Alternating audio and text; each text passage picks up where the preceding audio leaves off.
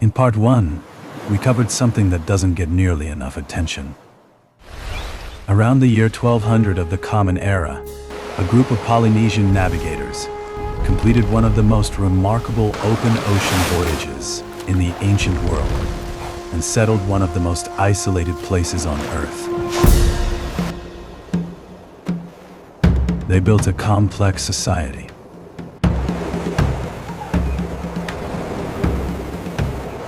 They carved hundreds of massive stone figures, which many researchers believe served as ancestral guardians, watching over their communities and, according to some recent studies, marking the island's freshwater sources.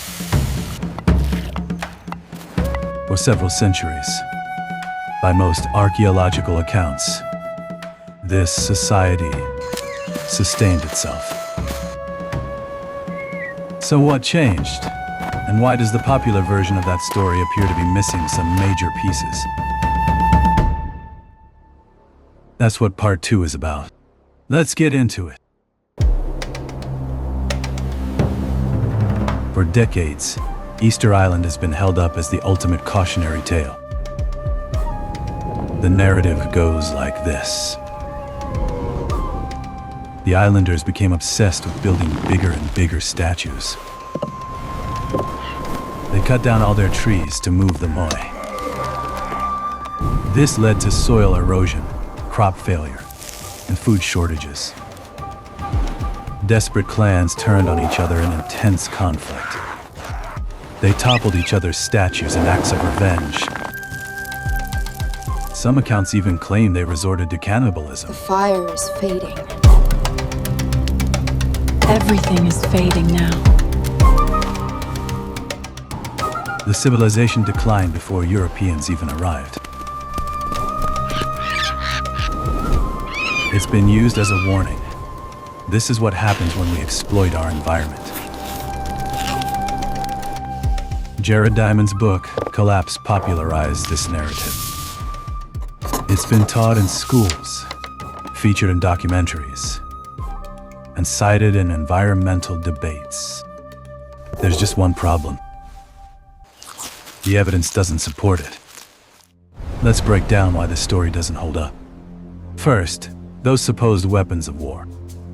Thousands of sharp obsidian artifacts called mataha have been found across the island. For years, these were assumed to be spearheads used in the island's wars.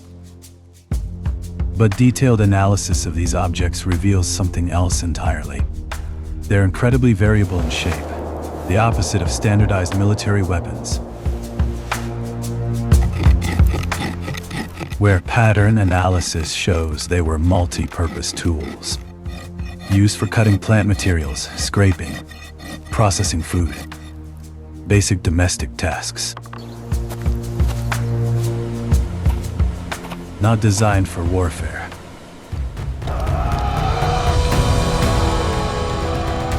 If there was widespread warfare, we'd expect to find certain things. Push harder. Fortifications, Drive them deep. defensive walls, For the tribe. ditches, We stand palisades. strong. You know, the stuff you build when you're constantly under attack.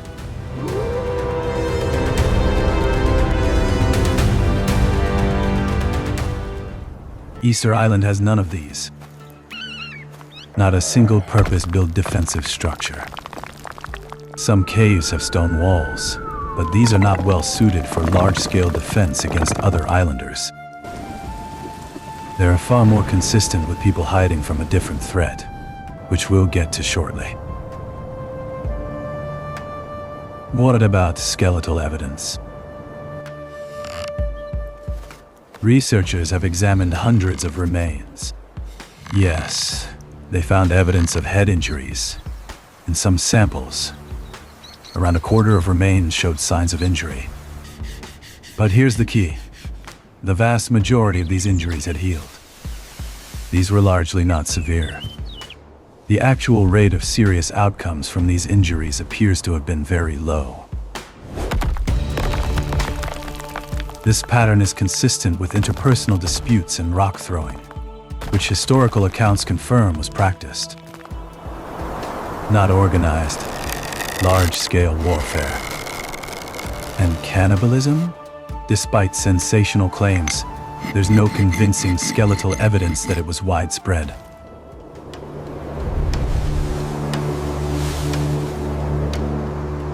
So if the society hadn't fully collapsed before European contact, when did the statues fall? The archaeological and historical record suggests a clear pattern. In 1722, Dutch explorer Jacob Roggeveen became the first European to visit the island. His account describes a functioning society with Moai still standing on their platforms. In 1770, Spanish explorers arrived. Same story. Statues still standing. Rituals still being performed. But when Captain James Cook arrived in 1774, the narrative had begun to shift. His logs describe a troubling sight. Some of the mighty Moai no longer stood upright. By 1868, not a single Moai remained standing on its ahu.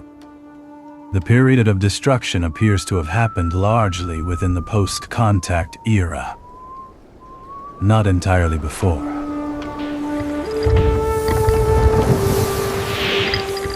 So what actually happened? Two devastating blows struck the island, back to back, following European contact. First, something the Rapa Nui had never encountered before. They had no immunity to European diseases. Smallpox, tuberculosis, illnesses that spread silently and triggered a devastating demographic collapse.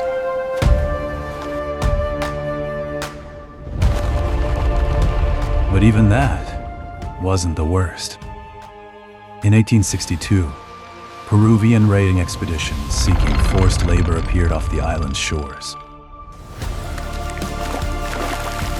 In a single year, they captured approximately 1,500 people, nearly half of the island's population at the time. Among those taken were the Ariki, the island's high chief, and much of its traditional leadership. The priests, the master carvers, the keepers of oral history. The old ways guide us through the night. Ancestors, hear my voice. The ones who held memory, knowledge, the threads of an entire civilization. This wasn't just population loss. The social and political order that had endured for centuries unraveled within a single decade.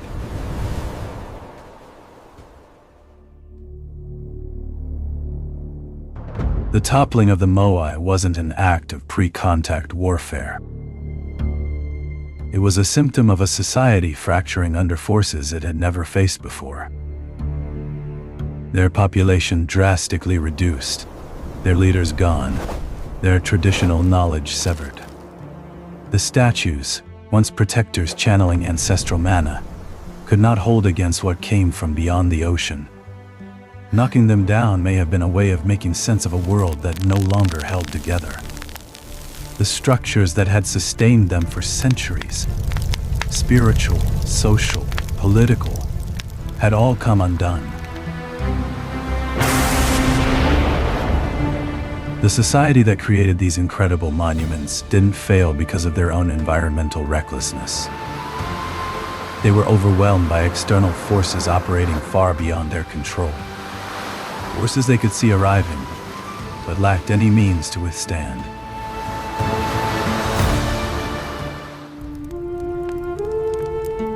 Despite the significant loss of traditional knowledge in the 1860s, one tantalizing piece of ancient Rapa Nui culture survived. Sort of. It's called Rongorongo. Rongorongo is a system of intricate glyphs carved onto wooden tablets. And here's what makes it remarkable. It's the only known indigenous script of its kind in all of Polynesia.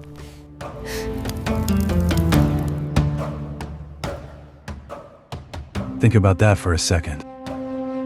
Across thousands of islands spanning millions of square miles of ocean, no other Polynesian culture left behind anything like it.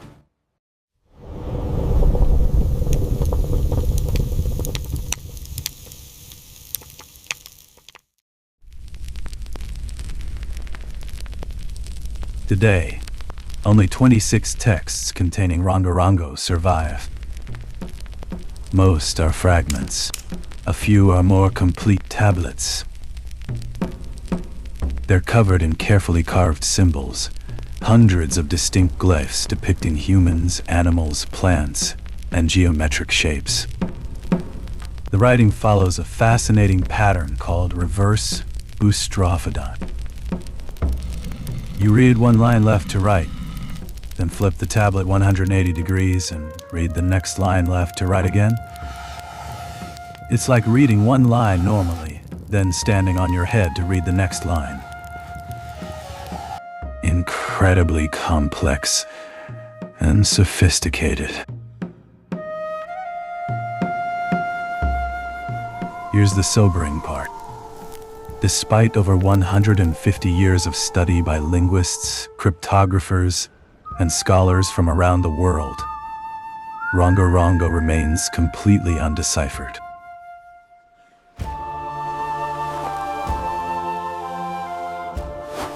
We cannot read it. The knowledge of how to read these tablets was lost during the upheaval of the 1860s. When traditional priests were forcibly removed and the active transmission of that knowledge was suppressed, the key to understanding Rongorongo disappeared with them. There have been countless theories and genuine disagreement among experts. Some researchers argue it encodes the Rapa Nui language directly. Others believe it may be a mnemonic system, symbols anchoring oral traditions in physical form. A few have claimed to crack the code entirely. None of those claims have survived peer review, and the tablets keep their silence.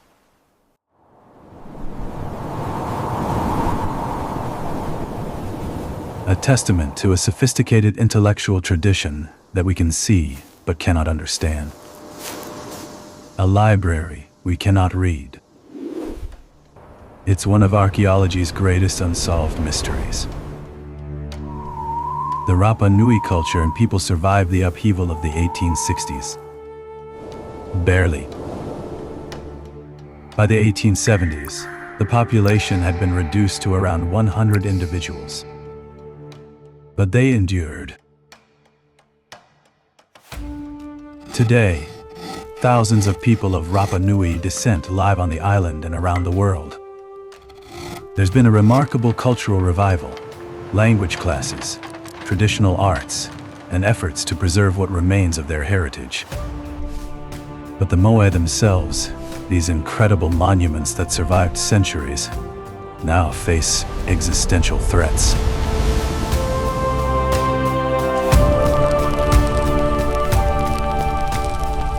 In October 2022, disaster struck.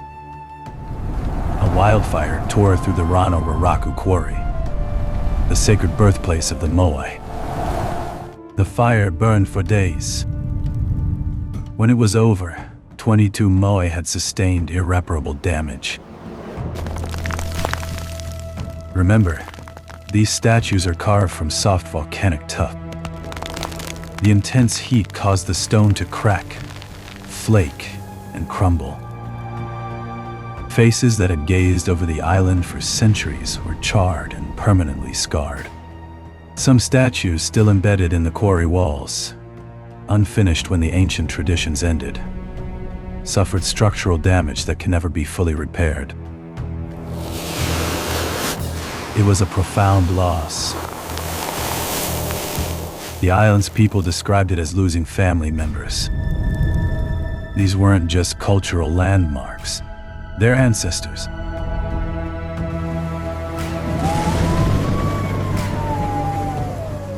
But there's an even bigger threat on the horizon. Climate change. Most of the island's most significant ceremonial sites are located right on the coast, including Ahutangariki, the platform holding 15 moai standing in a row. It's probably the most iconic image of Easter Island you've ever seen. A recent study modeled the impact of rising sea levels on these coastal monuments. The findings are significant. By 2080, within the lifetime of children alive today, seasonal waves are projected to regularly reach Ahutangariki. We're not talking about sudden flooding all at once. We're talking about increased erosion, more frequent wave action, salt water degradation of the soft volcanic stone, gradual and relentless.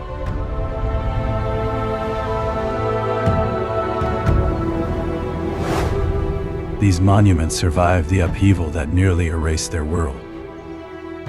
They survived centuries of exposure to the elements.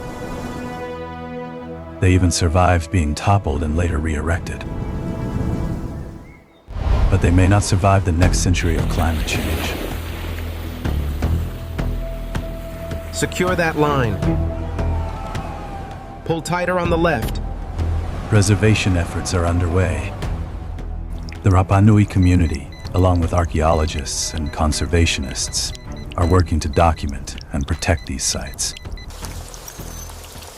They're using 3D scanning to create digital records of every moai.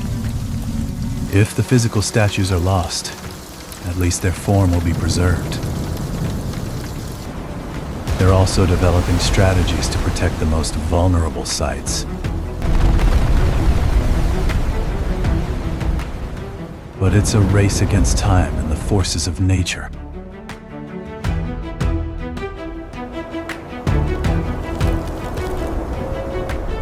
So what's the real lesson of Easter Island?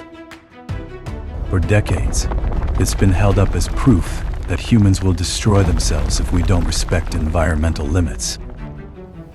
And yes, environmental stewardship is crucial.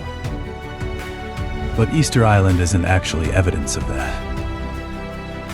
The real story is much more nuanced and, in many ways, more relevant to our modern world.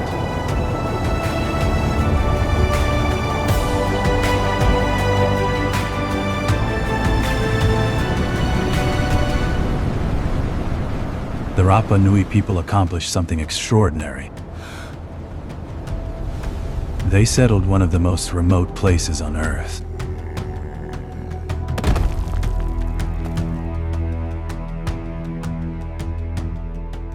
They built a sophisticated society in an environment with limited resources. They created an artistic and spiritual tradition that produced some of the most iconic monuments in human history.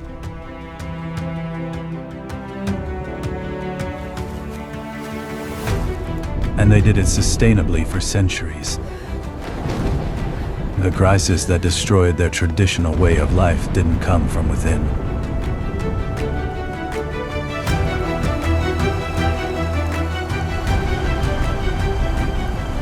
It came from outside forces they couldn't control and couldn't have predicted.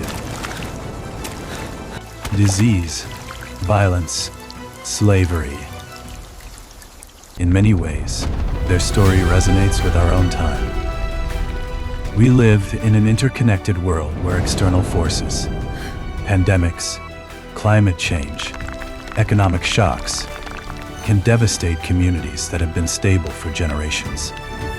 Hold! Heave! The Rapa Hold! Nui people weren't Pull stupid together! or short-sighted. They were remarkably ingenious. They made their statues walk. They built a writing system. They thrived in isolation. But they were vulnerable to forces beyond their control. There's a powerful quote from a Rapa Nui elder that I want to share. When asked about the meaning of the toppled statues, he said, "The Moai are still watching. They just turned their backs."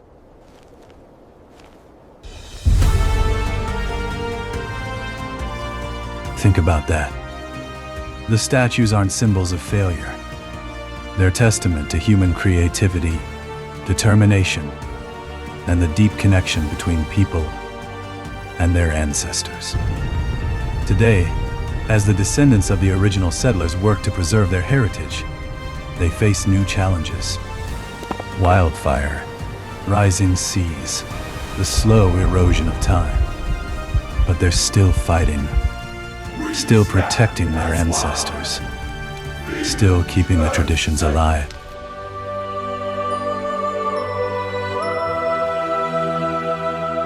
The stone sentinels of Easter Island have weathered centuries of change. They've seen empires rise and fall. They've survived the collapse of the world they were built to protect. And now, they stand as witnesses to human resilience. Proof that even in the face of catastrophic loss, culture can endure. Knowledge can be rebuilt. And the connection between people and their past remains powerful. The Moai are still watching, and their story, the real story, is one we should all remember. Not as a cautionary tale of self-destruction, but as a tribute to human ingenuity and the strength to survive against impossible odds. Thanks for sticking with me through both parts of this deep dive. If you found this fascinating, please hit that like button and subscribe for more videos exploring the real stories behind history's greatest mysteries. Drop a comment below. What surprised you most about the true history of Easter Island? Check out the description for sources and further reading if you want to explore this topic more. And remember, question the narratives you've been taught. The truth is often more complex and more interesting than the simple stories we're told. I'll see you in the next video.